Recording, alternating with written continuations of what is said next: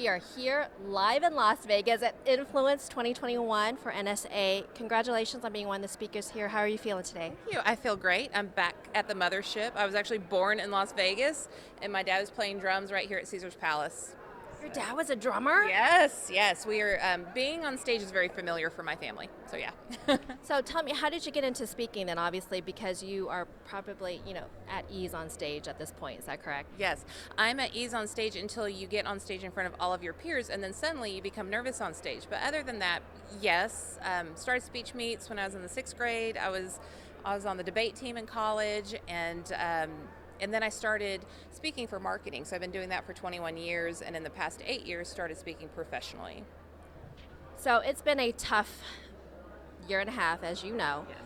How did you pivot your speaking business so that it becomes relevant and that you are able to continue to do your work? Yeah, so I just felt like the world just shoved everything off of my office desk, and then I was allowed to just look on the floor and be like, okay, what am I going to put back on the desk? And so it gave me a little more flexibility and freedom, but we started building out the things that we didn't have time to do before because I was on the road all the time. So really just doubling down on our academy, our membership offerings, and everything virtual, of course, like we all did, right? And I did the virtual speaking, but I didn't really get on that train of like, oh, I'm a certified virtual speaker. I was one, but I kind of let everybody else figure that side out while I was building out my back end, and then I started putting speaking back into that process. So we actually ended up better and more strategic on the back end of the whole shutdown than we were when we started. So then tell me, during that time too, NSA was still going. Were you still associating with NSA? Brett?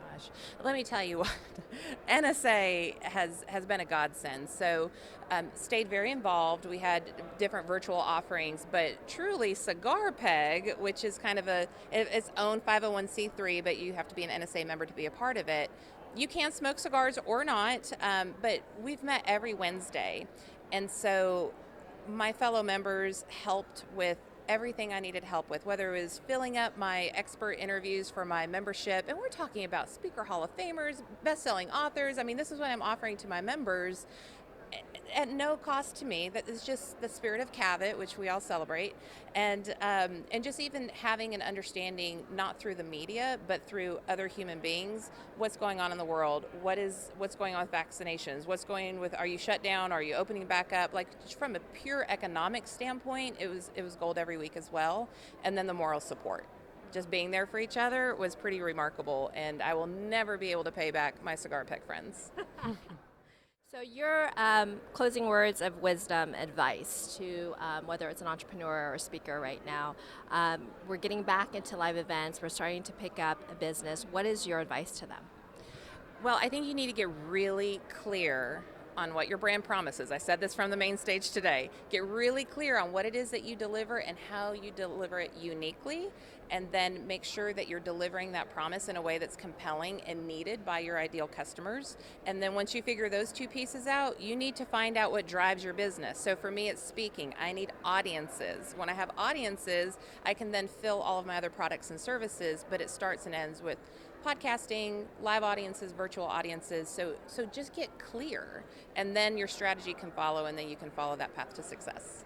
Well, thank you so much for being here, and I don't even know if you even considered Las Vegas home or a second home, maybe. I was here for like a year, and then we moved back to California. Well, we love having you. Thank you so much for being here. Absolutely.